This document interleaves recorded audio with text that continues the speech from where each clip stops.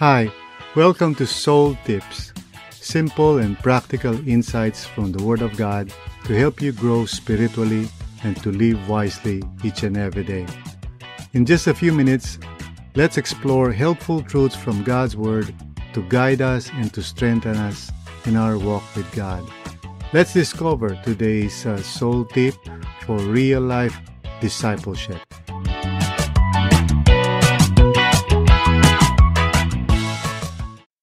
Hi everyone. Our scripture today is Ephesians 4:17 to 19. So I tell you this, and insist on it in the Lord, that you must no longer live as the Gentiles do, in the futility of their thinking. They are darkened in their understanding and separated from the life of God because of the ignorance that is in them due to the hardening of their hearts. Having lost all sensitivity, they have given themselves over to sensuality so as to indulge in every kind of impurity, and they are full of greed. This is the word of the Lord para sa atin today. So tayo po ay manalangin. Lord, maraming salamat nga po, Panginoon, sa unang araw ng aming devotions for this week, kung saan, O Lord God, by your grace, we can dive deeper into the word of the Lord na iyong tinuro sa amin kahapon sa Sunday service. I pray, O Lord, for wisdom sa aking pagpapaliwanag ng iyong salita. Lord, I pray that I may speak truth in accordance with your will. And dalangin ko po, Lord, sa lahat ng nakikinig sa devotional na ito, na ang bawat isa ay mabless, Panginoon, as they receive your word into their hearts. Again, thank you, Lord, for this opportunity. And we commit to you, Lord God, itong time na to in your word. Lord, we ask, may your Holy Spirit guide us and speak to us. Salamat po, Panginoon. In Jesus' name, amen and amen.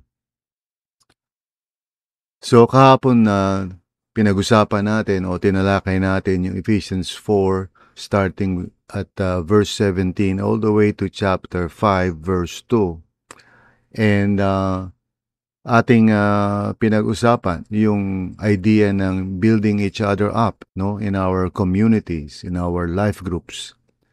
And we asked the question, no, paano ba 'yon? Paano ba natin gagawin 'yon?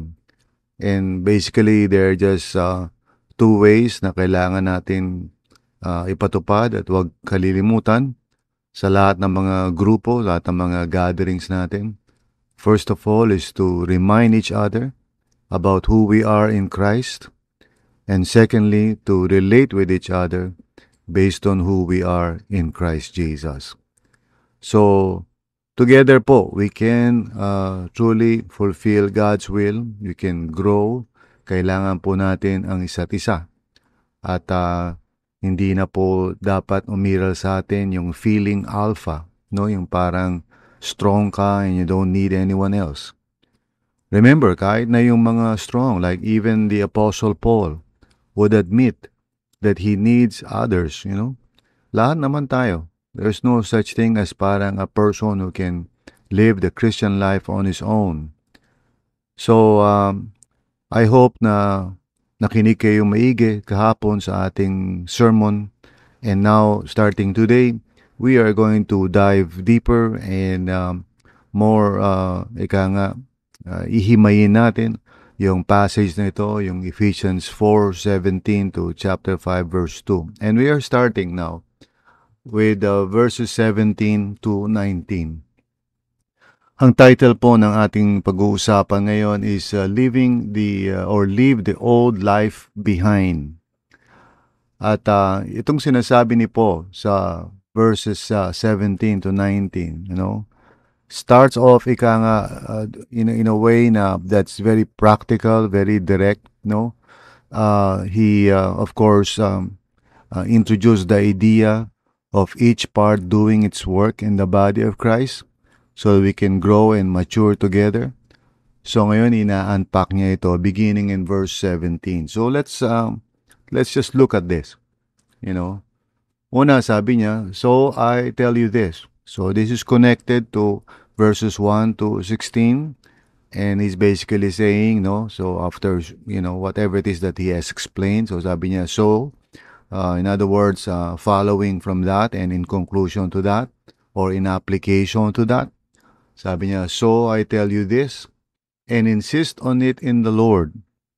Now, he uses that phrase, no, insist on it in the Lord, no. In other words, this is so important po, no? Very important sa ating buhay together in the Lord. So He has brought us together to be part of a body of Christ, both universally, yung tinatawag na people of God, for all times and in all places. Pero also locally, like in RLCC, to be specific. He has joined us together as one people. And sabi ko nga sa inyo the last time, that we are to maintain unity, embrace diversity, and pursue maturity together, no? Kasi that's the only way that we can truly thrive. Now, just to apply that specifically, Paul uses the phrase na, or the word na insist. So he is really emphasizing whatever it is that he's about to say as something that must not be set aside.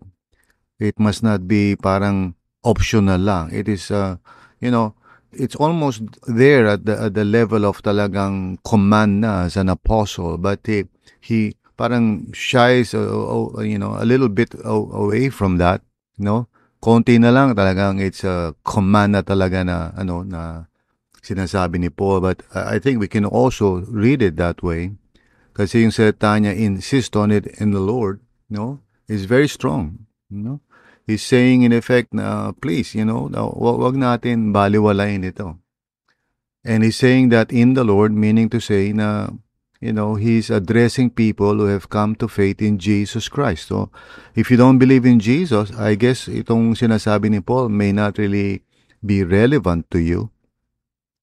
But for all of us who believe in the Lord Jesus, this is a non-negotiable thing. He's saying na, look, the only way that we can do what we have been talking about, yung maintaining unity, embracing diversity, pursuing maturity and all of that, para mag-grow tayo, that would not really be possible unless, by the grace of God, we really walk our talk, we really apply what the Word of God is saying about us. So, ang unang niyang sinasabi, is that you must no longer live as the Gentiles do in the futility of their thinking. So, yung life natin in the body is where we actually live out the reality of our faith. So, we are created by God, not just with a personality, but with a body, and together we are living a life. So, meron tayong tinatawag na earthly life. The duration of which, of course, hindi naman natin alam. Pero by God's grace, for as long as the Lord would give us breath and we can live, sinasabi ni Paul na we must not live like, like the Gentiles. Ano ba ibig sabihin niya nun, as the Gentiles do? Now, of course, he's referring, to the lifestyle of those who do not acknowledge God and who do not believe in the Lord, who feels that they can just go on their own without really thinking much about God or His will or His purpose for their lives. So, in other words, being a non-believer, di ba? So, ang description niya sa life na yon is, sabi niya, in the futility of their thinking. So, yung thinking is such an important aspect of our being, our thoughts, our mind, our will, yung interior life natin. Kasi doon nag-uumpisa yung mga decisions, mga plans, doon ang gagaling yung mga behaviors natin. So, our thinking, what goes on in our minds, and it's more than just our brains. It's the inner person or the spirit, the thoughts that we have inside, napakahalaga na ating bigyan ng pansin na itong aspekto ng ating pagkatao, no, is so important na we cannot just leave it in automation. Hindi natin pwedeng parang hayaan lang kung anong pumasok sa isip natin. Now, he is saying, the Apostle Paul is saying, na ganun tayo noon nung wala pa tayo sa Panginoon. And he uses the word futility, which means it would not amount to anything, in relation to God and His purpose for our lives. Now, he doesn't mean na wala kang ma-accomplish. Now, please understand, a lot of people actually do misunderstand this idea kasi iniisip natin na, okay, pag, successful ka, maraming dumarating sa iyo na blessing, so it must be from the Lord. So, of course, we thank the Lord. Sinasabi natin, thank you, Lord. Salamat sa blessing. Salamat sa mga magagandang bagay na nangyayari sa buhay ko. And, well, that's okay. Kaya lang, what we sometimes don't fully understand is that, hindi naman lahat ng mga bagay na nangyayari sa buhay natin, lalo na kung ito ay maganda, ay directly masasabi natin na it's from the Lord. Now, listen to me, no? Baka may misunderstand nyo ako, no? Siyempre, of course, we would say every good and perfect gift comes from God. And, of course, in principle, that is really true naman, no? Even our very life comes from the Lord. Pero you have to also recognize, no? Na people can be rich, can be successful, can have a lot of things going on in their lives, all by their own, management. Ika nga, by their own self-management ng buhay nila. And yes, it's good na they're, thanking God for it. Pero, you can actually be a successful person in the eyes of this world and really have a lot of worldly stuff, to prove it. Pero that doesn't mean you are rich in God's eyes. And that's something na siguro a lot of people don't really fully understand, kasi iniisip natin lagi parang katulad din ng mga Jews during the time of Jesus. Pag mayaman ka, you are really blessed. Pag marami kang magagandang nangyayari sa buhay mo, you are blessed. Kung marami kang pinagdaraanan na suffering o pagdurusa o mahirap ka, well, you are cursed. Minsan ganun lang yung definition nila of blessing and cursing. Now, in terms of material things or physical enjoyment, etc. Well, that is not how God sees things. Biblically speaking, you can be, for example, poor in the eyes of the world, but you can be rich in the eyes of God. At the same time, you can be rich in the eyes of the world and you can be poor in the eyes of God. Hindi siya equal, no? Hindi siya parang, okay, if I'm rich and having a lot of experiences in my life na magaganda, well, thank you, Lord. Well, it's good na nagpapasalamat ka, pero really, when you analyze it and think about it, marami kang ginagawa na nagre-resulta ng mga magagandang bagay kasi siguro magaling ka, siguro masipag ka, siguro may mga ginagawa kang mga prinsipyo na maganda naman, kaya nagre-resulta ng maganda. But the Lord is not the center of it. He's not the one really who is the Lord of your life. Now that may come as a shock, okay? But if you think about it, that is really very true, okay? So, ang sinasabi ni Paul, yung kind of thinking daw ng mga tao, no? Yung sinatawag niya na futility, does not necessarily mean na parang walang nangyayari.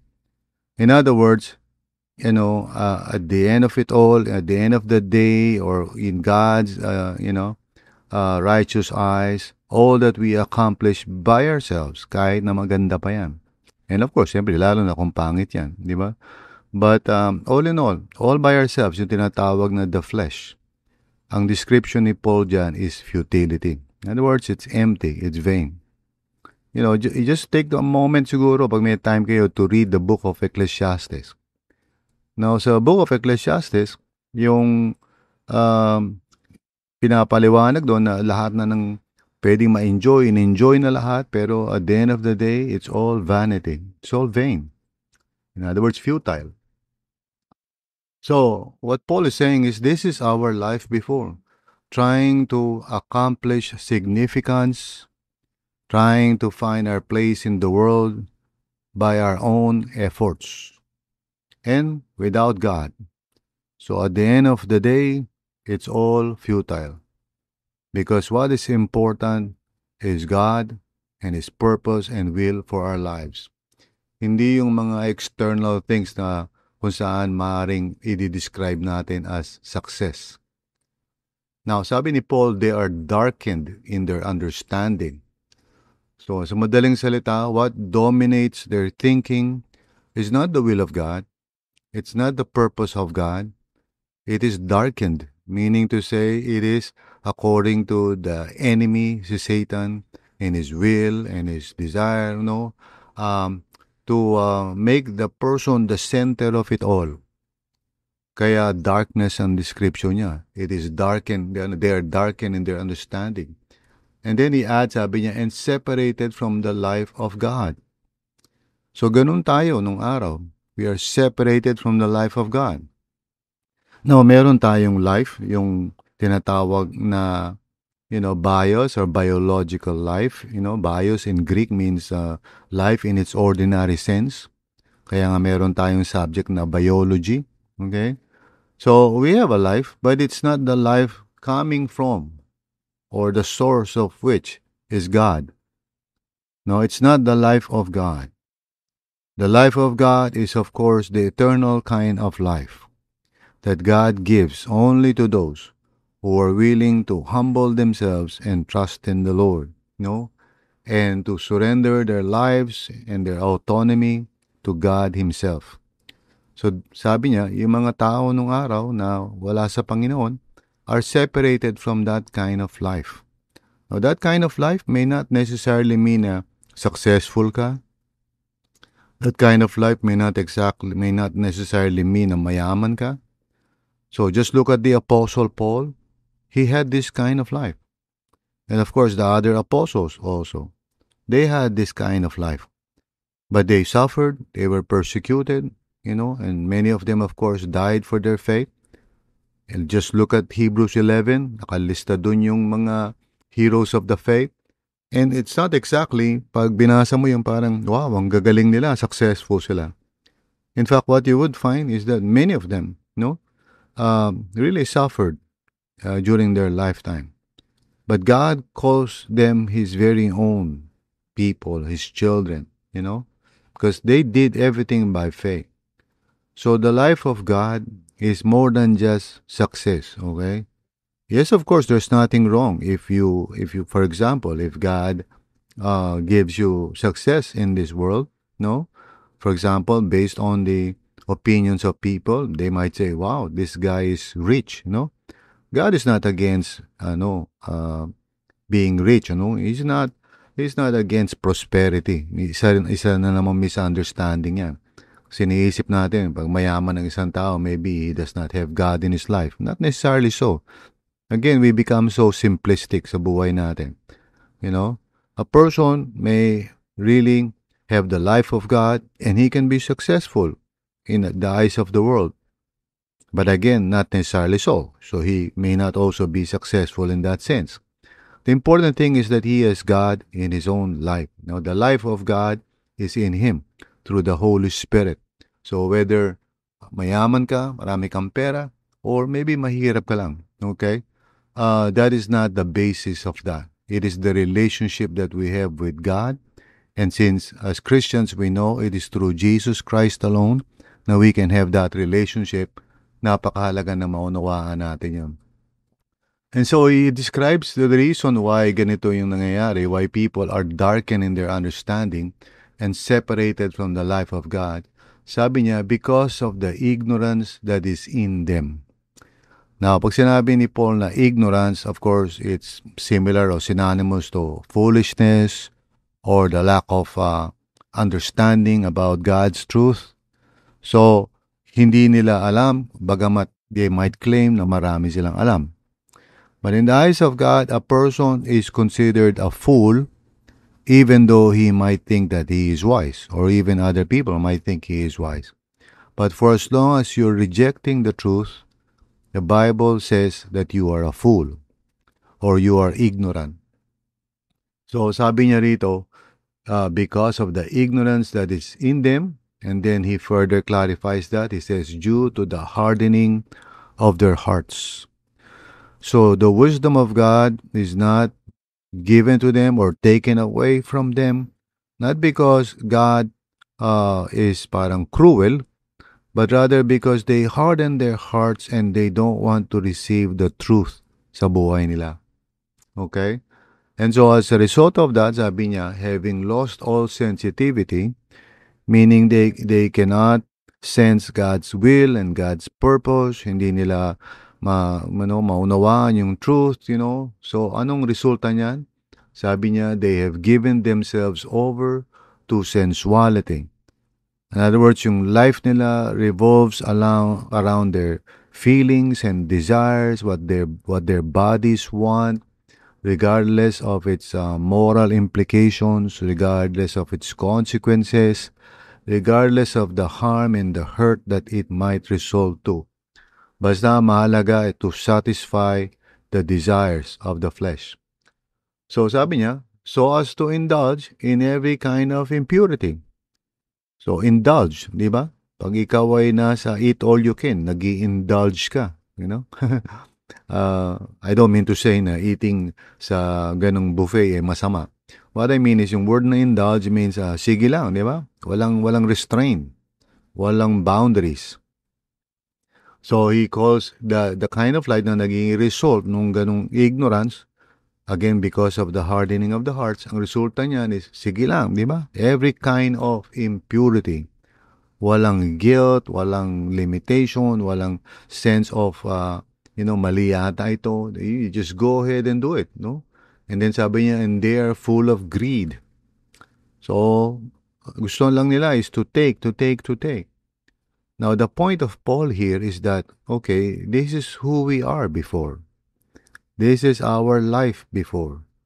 Let's not go back to that kind of life. Essentially, that's what he's saying. And he uses the very strong verb na insist. I insist on it in the Lord. Now, what does that mean?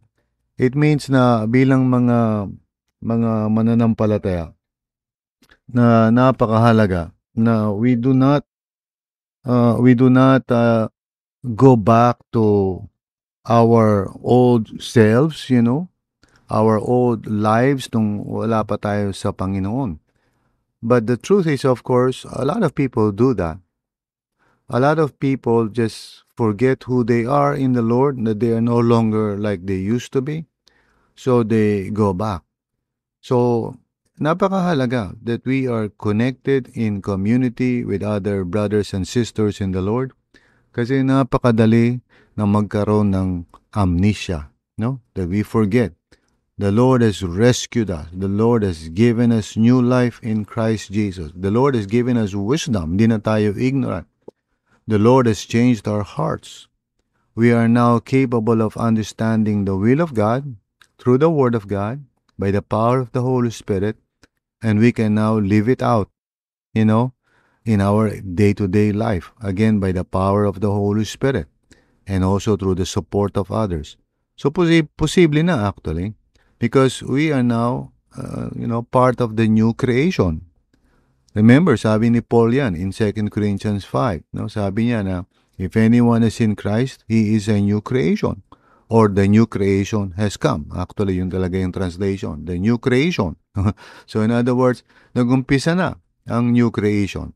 When the Lord Jesus came, and he died on the cross, he rose again, and he ascended into heaven and sat at the right hand of God, the new creation has begun, It will be ultimately completed, at the end of this age when the Lord Jesus returns. Pero it doesn't mean na malayo pa yon. It has started, in us. Those of us who have come to faith in Jesus are now part of this new creation, even though it is not yet fully established, in reality, but rather it's now working, and it's now manifesting in the life of those who are following the Lord Jesus because they have the life of God in them. So, napaka laki ng potential ng buhay natin in the Lord. However, malaki rin yung posibilidad kung di tayo connected in the body of Christ for us to forget that. Mayroon siguro kayong mga kilalang mga tao na once upon a time siguro, they were part of the body, they were walking with the Lord, pero somehow they decided to disconnect themselves to the body of Christ. They decided na siguro, I can think of people na umalis na sa RLCC and maybe they're just attending a church. Attending na lang sila. They're not engaged in whatever church that they have decided to belong to. Now, praise God na nag-attend pa rin siguro ng mga worship services, pero that's not engagement. That's attendance. No? So what we are talking about, lalo na sa series natin together, is not yung parang uma-attend ka lang, nakikinig ka lang ng sermon, but really getting involved in the life and ministry of the local church where the Lord has planted you. Being engaged, being in relationship, growing together with others. So, hindi lang yung nag-a-attend. And I have nothing against that, Pwede naman umattend, especially if you're just starting. Pero that would not really result in spiritual growth and maturity. Ang susi sa paglago is to be connected with others. Amen? So, dyan muna tayo magtatapos. I hope na you have learned something dito sa devotional na to. Please think about it, meditate on it, and remember, we all tend to forget, but thanks be to God, through the body of Christ, kung tayo po ay connected and we are engaging in life-giving relationships with one another, laging may pagkakataon to be reminded, to be challenged, to always remember who we are, para hindi tayo parang babalik do sa dati nating buhay where we used to live according to our own desires lamang. Amen? Now our life is full of potential in the Lord, but we need to be reminded of our identity over and over again. Amen? The enemy will do his best to discourage you, to make you feel na you are not worthy, to challenge your identity. And that's why we need one another to always be reminded we are loved by God. God is our shepherd. God is our Lord. We are God's children. He will never leave us nor forsake us. Amen. So tayo po yung manalangin. Lord, maraming salamat sa iyo, Panginoon, for your word for us today. And I pray na your word will dwell richly sa puso ng bawat isang nakikinig dito. Thank you, Lord. And I also pray, even for those na maaring nandun pa sila sa state na hindi pa sila nagko-cross ng line to experience the life that comes from God. Dalangin ko po, Lord, that your Holy Spirit will bring them into that threshold and they would cross that threshold by faith, believing in the Lord Jesus so that they may experience eternal life with us. Salamat, Panginoon, for what you're doing in and through our lives.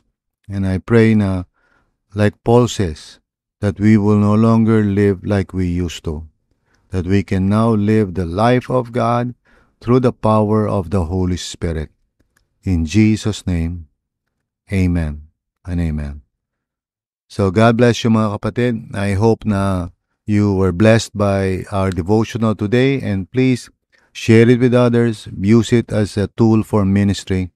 And always, let's walk together in Christ Jesus. God bless.